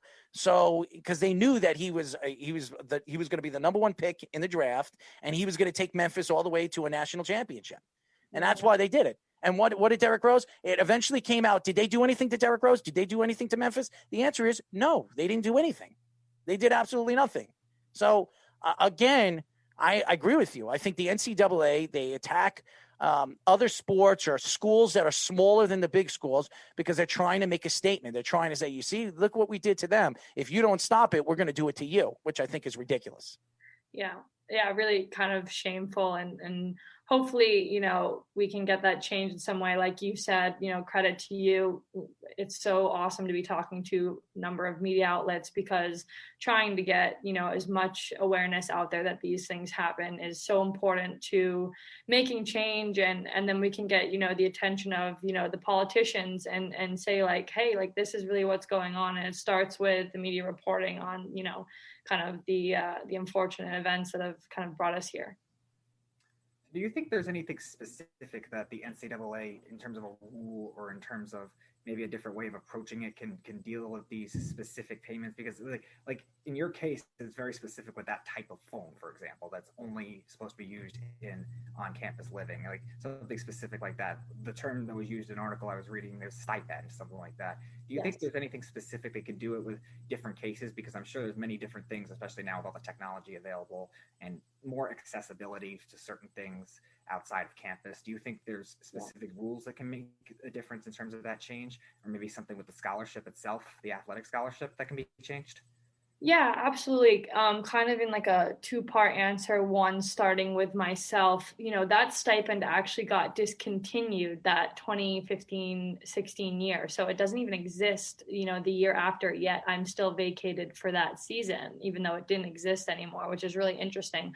But I mean, I think the first rule in regards to UMass tennis, if a student athlete, like, is something as minor as this, doesn't, or collegiate athlete doesn't have awareness, and they can prove that there was no athletic advantage on the field, then the schools should be the ones kind of taking the punishment. And as our athletic director has so kindly stated multiple times, Ryan Bamford, like the school was at fault here, so the school should be the ones taking the punishment with larger fines or longer probations. The collegiate athletes should be really left out of it. And just kind of including me in the investigation, not once was I ever contacted.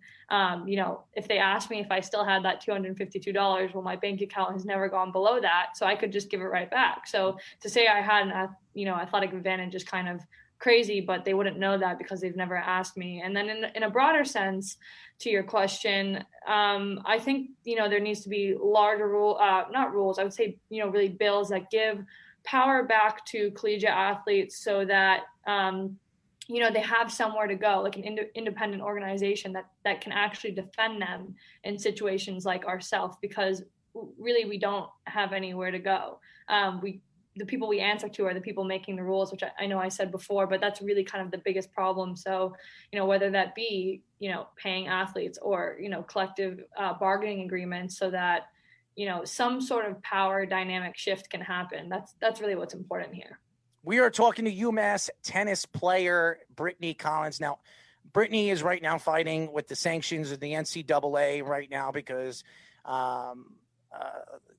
the UMass actually sent her direct deposit $252 into her bank account, and then are now sanctioning the school and all this crap that's going on. They're taking away wins and championships and all the crap. And I think the NCAA needs to open up their eyes, because if they don't, you're going to see these players slowly but surely, not tennis players, but the future athletes, professional athletes, decide, you know what, I'm not going to play college sports. I'm not even going to waste my time. I want to make money. Half these kids are coming from poor families or come from families that don't have money, and they go over there because they want to. Their parents want them to go for a college education, but the truth is they're only going there for 1 or 2 years to obviously so they can have the opportunity to move into the NFL draft or the NBA draft, the 1 year, one and done, because that's the rules with the NBA right now. In the NFL, it's 2 years. Your third year, you can go into the NFL. And to me, it's all sanctioned. I think that when you look at the big picture, even Brittany coming out and she's not attacking the NCAA. She's not doing that. She's saying that there has to be some kind of fairness to what's going on, not only in her sport, but all the sports. And you can't look at one sport and say because they're bringing and generating more money, that they're going to just get pushed to the side, and they're attacking a smaller school and a sport that doesn't bring in as much revenue. Yeah. Well said. Very well said. I think it, just kind of goes back to the well-being of collegiate athletes and their safety, and how can we ensure that? And it's really hard to do that when the focus is all about who's making the money. So why don't you, to me, I would go around, I would try to set something up on Facebook. This is what I would do if I were you. I would try to get some college athletes that agree with you, that will follow through with this. Big name athletes come out and join your fight against the NCAA and have them follow and be spokesmen from your fight. I think that would be a great idea, Brittany. You're a young lady. You can be the spokeswoman for the organization, maybe even build a foundation through this and help raise awareness of what's going on with the NCAA. Yeah, thank you. Yeah, I'm trying to kind of educate myself because politics definitely does play a role in this, and surround myself with really great people. I've just started working with the Drake Group, who's done NCAA reform for a long time. I'm in contact with Jeremy Bloom, who basically is doing the same thing that I'm doing now 15 years ago. He testified in Congress, which I think I might do later this year to help try and pass legislation. So just like you said, I'm trying to find a circle of people, and it seems to be a really great one, talking with a lot of lawyers right now, not necessarily to file suit, but just to see, what we can all do together, because this is a huge conversation, one that's been going on for a long time. And while this kind of has sucked, I guess, for UMass tennis, this has really brought out a lot of good and positive things, and I think is moving it towards the right direction. So before we let you go, let's come off this and let's talk about some fun things. So how are you doing right now in school? Are you a senior? Are you a junior? Actually, so I actually play professional tennis now. I graduated in 2017, which makes this story even crazier because I'm 3 years out of school. Okay. So I'm actually from Boston, and I'm playing professionally now, but things are quiet because of the pandemic. So you want to go and play in Wimbledon, U.S. Open, that kind of stuff, right? Ideally, yes. All right. So are you a ranked player? Were you a ranked player in college? In college, I do not believe so, but I'd have to go back and look. But I know our team, I think, got a ranking at one point, but I am WTA ranked in singles and doubles. I think I fell quite a bit since the pandemic. I haven't actually played a match since March because of, COVID and the restrictions with women's tennis right now. I was a pretty good tennis player too. I mean, if we played one-on-one, I probably get 1 point or.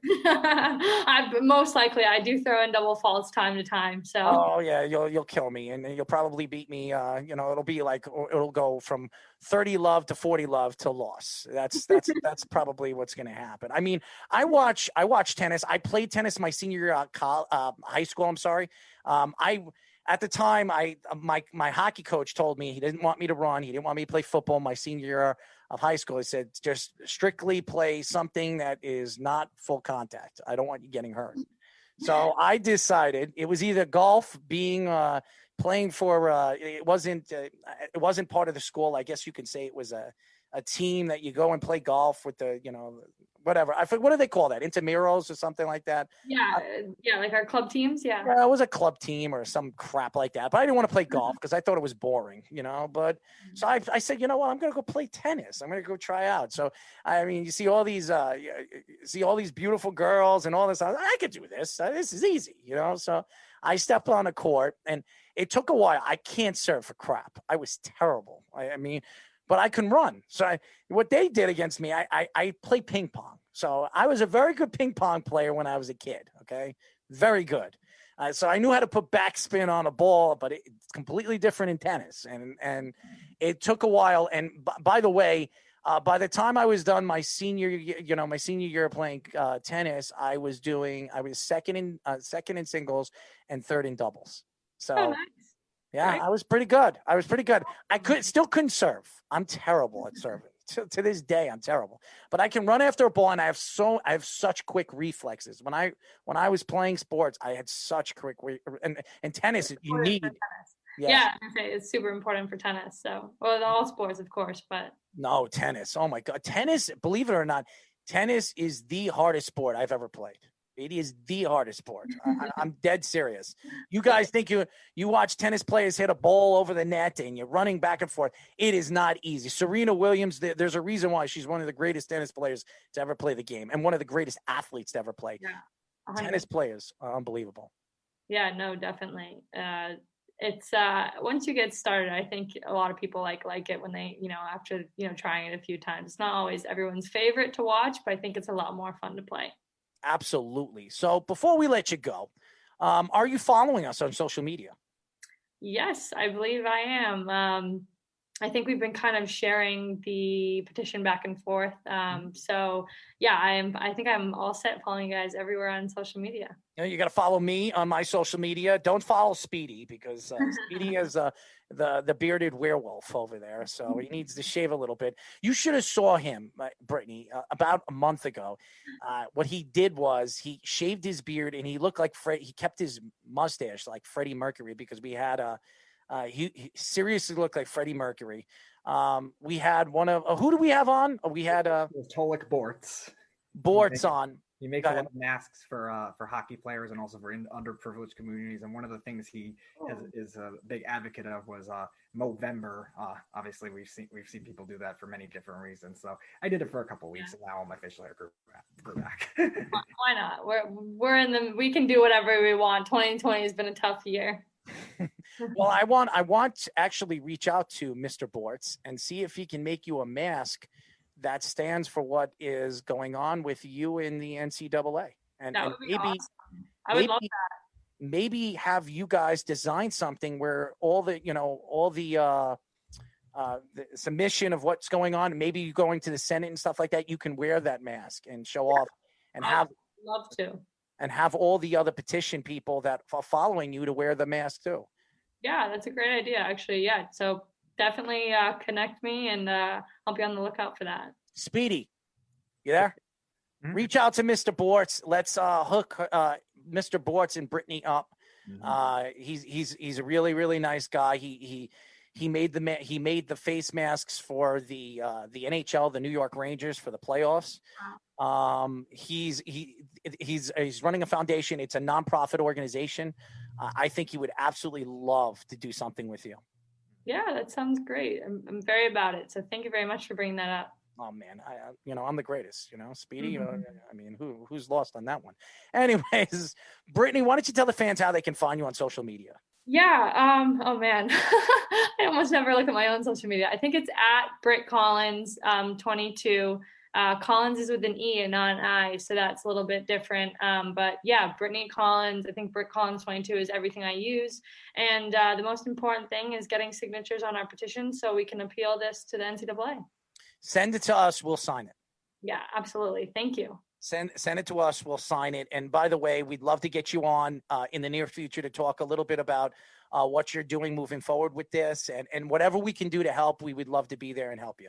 Well, I very much appreciate it, and so does UMass Tennis, so thank you very much. Absolutely. Brittany Collins, ladies and gentlemen, was an ex-UMass tennis player. 3 years as a professional, so I'm looking forward to watching her play in Wimbledon or U.S. Open. I am a tennis fan. Believe it or not, I grew up an Andre Agassi fan, a Pete Sampras fan. I watched a lot of tennis when I was a kid. Unfortunately, there are not many good American players besides Serena Williams anymore. So we're hoping maybe Brittany will be the next big ranked American girl tennis player. And I'd be rooting for you, Britt. So thank you. Absolutely. So Brittany Collins. Well, Speedy. We got about 20 minutes or 18 minutes left of the show. So we do have to finish up with some of our NFL picks, don't we? Yeah. I mean, we got Thanksgiving games tomorrow. We got two of them. The Ravens-Steelers just got moved to Sunday because two Ravens, I think it was J.K. Dobbins and Mark Ingram, both tested positive for COVID. So that got moved. So it's Texans-Lions and it's Washington and the Cowboys, the two traditional Thanksgiving games. So you want me to go first? You want to go first? Let's get let's get some instrumental here to help you out over here. Let's do a little privacy, a little slow kind of music because you're so low. There we go. Go ahead. All right.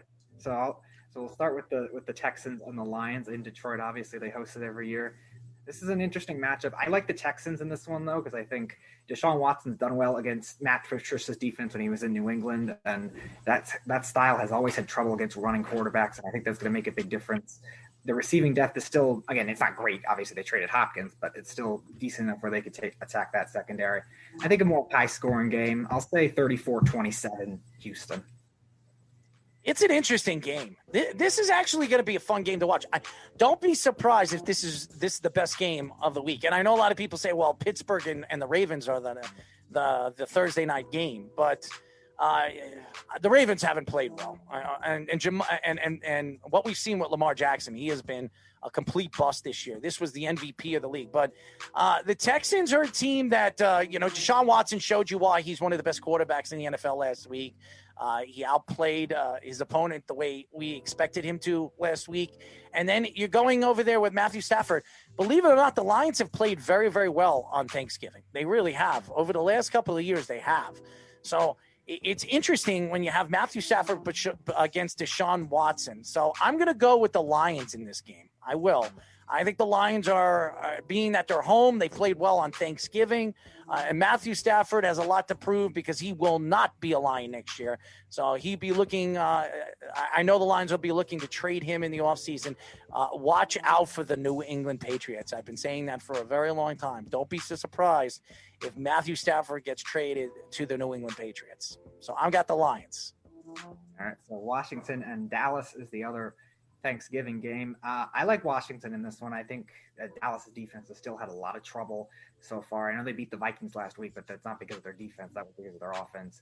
Washington's gotten a little better offensively. Alex Smith has continued to impress. He's done very well so far in the second half of the season. So I think Washington wins. I think the game will be kind of close because the Cowboys' offense did bounce back nicely.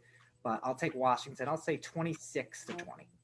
Yeah, I got the Cowboys in this game. They're the home team. I'm going with the home teams. I am. I don't know. I haven't decided yet with Pittsburgh and the Ravens, but I got the Cowboys in this game. I know they have a fifth string or sixth string quarterback playing for them, and I don't think it has anything to do with the quarterback play in this game. I think it's going to be all about the running game and the Cowboys. And I believe over the last couple of years, we've seen the Cowboys in the Thanksgiving games. Ezekiel Elliott has had good games, and I think Ezekiel Elliott is going to have a breakout game against the Washington football team, even though the Washington football team has looked better defensively for the last couple of weeks. I think the Cowboys' offensive line has also looked pretty good, and I think they're going to be able to run the ball against the Washington football team. So I have the Cowboys in this game. All right, Steelers, the Ravens, now not Thanksgiving anymore, moved to 1 o'clock because of the COVID concerns. Ravens at the Steelers. I am actually going to take the upset. I think this is the first loss of the season for the Steelers. I think they're due at some point, and we've had this one kind of penciled as what could be. We've seen the Ravens win in Pittsburgh and vice versa, and I think this is – I can't see them losing 3 in a row. I think their defense bounces back. Well, hold on one second. So when is Pittsburgh and the Ravens playing? So they're playing Sunday at 1 now instead of – Why? That sucks. That ruins really Thursday night football. It ruins everything that we wait for the NFL on Thanksgiving. That's terrible. But I think that kind of that extra rest will help. When did that happen? When was that? When did that come out? Just announced this morning that they changed. Oh my God, that was terrible. Terrible by the NFL. Absolutely horrendous. Yeah, nevertheless, I think that helps the Ravens though because the Ravens have a little bit of time to regroup and cardio burns fat, Speedy. Did you hear that? Actually burns calories. Cardio burns calories. Go ahead, Speedy. So I'll take the Ravens. I think it'll be kind of a lower scoring game. I'm not even going to make the pick. I'm pissed off now. I'll say 23-20. I have the Ravens in the game too, but I don't even want to make my pick.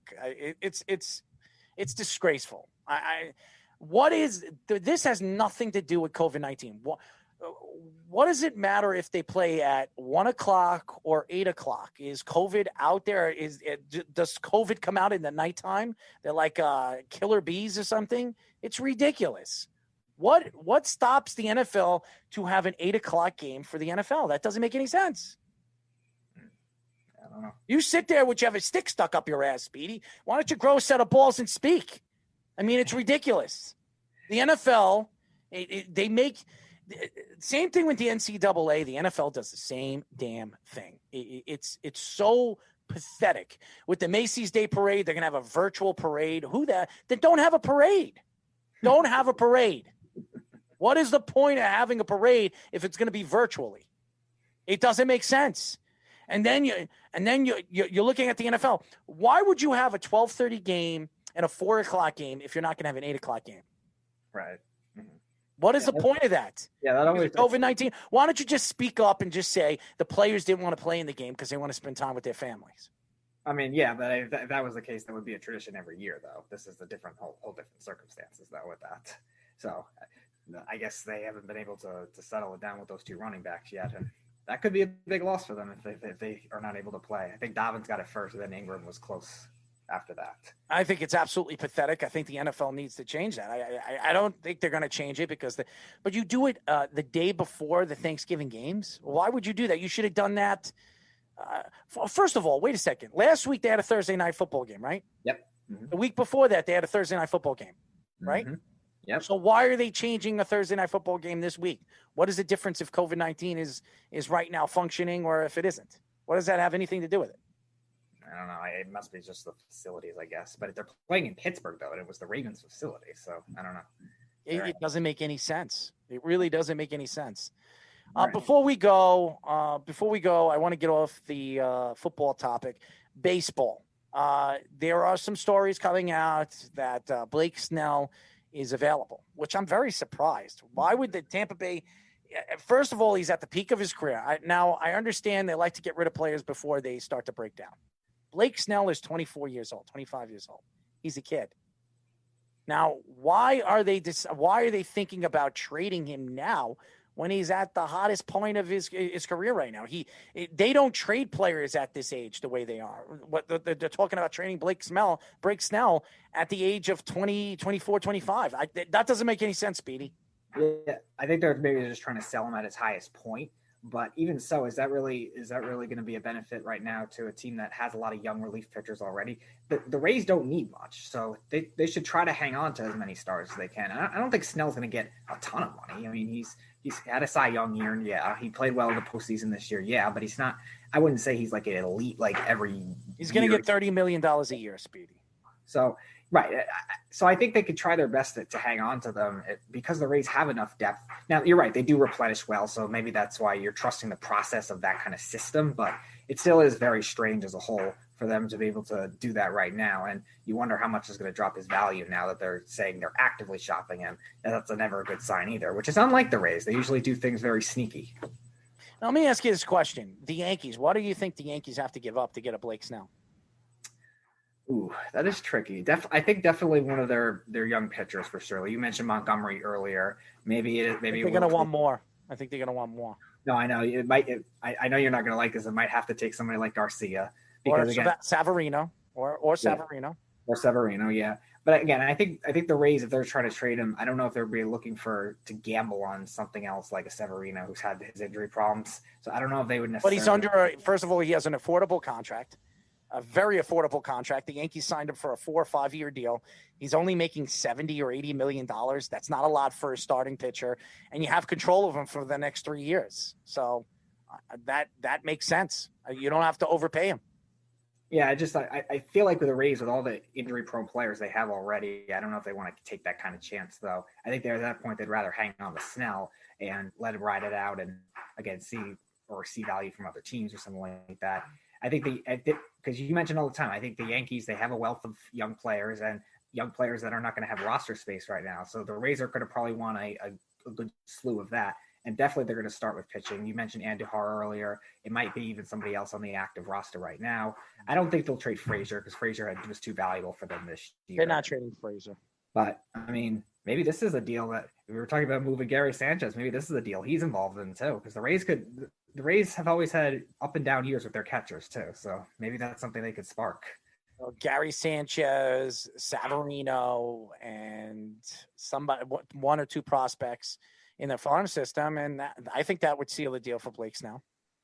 If they want Severino, that's gonna be the big question. Severino's an add-on piece that gives you a pitcher that's affordable to keep. And Severino he torn his UCL and he has a shoulder injury. He's going to come back even better. I don't know why you keep saying. How many times do we see pitchers come back from an injury, a UCL, and they're much better? I believe Severino will be a much better pitcher when he comes back from his injury. So I know that if they're going to make that kind of trade, it make him the primary piece of that kind of trade. I just said Gary Sanchez. Are you listening to me?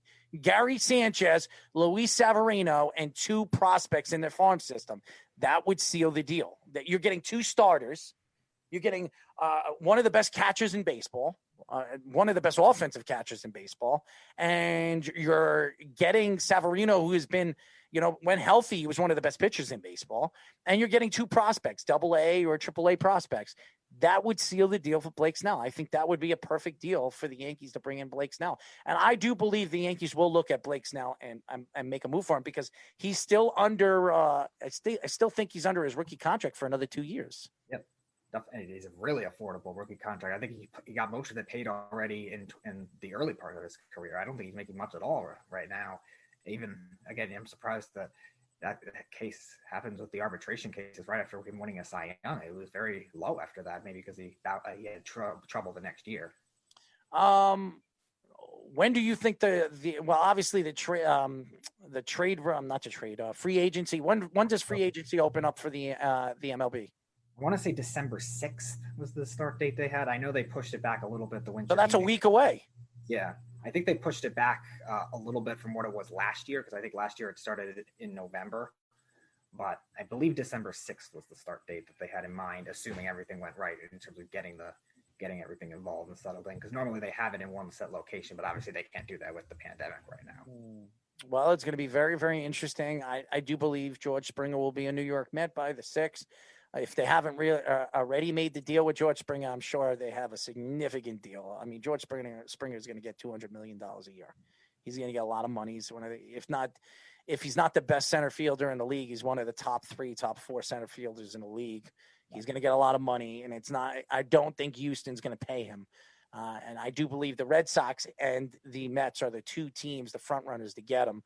I do believe the Mets will get who they want because Cohen is the richer guy. He's the richer owner, and I do believe that they're gunning for at least one. I keep hearing all these different guys that Josh is saying that they should go after Nolan Arenado. They should go after this guy. They're not going after all these guys. They're not. Bauer, they're not getting all these guys. I don't care how much money they're going to get back from the Robinson Cano move. And that might help them go after another big-time player. But if at best, you're going to get 1 or 2 guys. That's it. That's all they're going to spend. I can't expect Stevie Cohen to go after all these big-name players and spend $400-500 million in his first year as the Mets owner. So yeah, I've also seen that thing backfire at times too, with teams that have these big spending sprees, and everyone thinks they're going to be very good. Look at the Marlins in 2011 when they went after Jose Reyes, they went after Mark Burley, all those guys, and that was a big flop. Then the Blue Jays tried it, then the Padres we saw try it, and that didn't work. So he's going to definitely be smart about it. And like Josh was saying too, he's not going to be reckless with the money like we've seen some other big market teams like the Tigers, like the Angels. He's not going to be reckless like that kind of thing. So yeah, I think it'll be probably one big player and maybe a significant trade to help out their pitching staff or help out their bullpen, because they definitely could use help there. Everything I've read, ladies and gentlemen, DJ LeMahieu will sign back with the New York Yankees by December 6th. So I do believe the Yankees will seal the deal with DJ LeMahieu. He will stay with the Yankees. He's their number one target this offseason to make sure that he's happy. And then they're going to have, now that Gary Sanchez, they arbitrated Gary Sanchez, I do believe that the Yankees will try to trade him one way or another. So we'll see what happens moving forward this offseason for baseball. Anyways, that's it for our show, ladies and gentlemen. The Weekend Crunch. Definitely tune in. 103.9, the LI News Radio Network, every Saturday at 7 p.m. to 9 p.m. New York Eastern Time. Me, Eric Coleman, Speedy. We have a great show.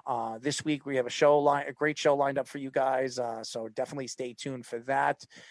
We will be back next week. Happy Thanksgiving to all. Absolutely happy Thanksgiving to all you guys. Make sure you eat. Don't drive drunk. Don't drive home drinking or smoking or whatever the heck you do for fun. Make sure that you take care of yourselves and your families. And we will talk to you Monday of next week. Until then, this is Errol Marks and Speedy Petey saying good night. And we will talk to you later. Good night, everybody. Happy Thanksgiving. It's the Worldwide Sports Radio Network.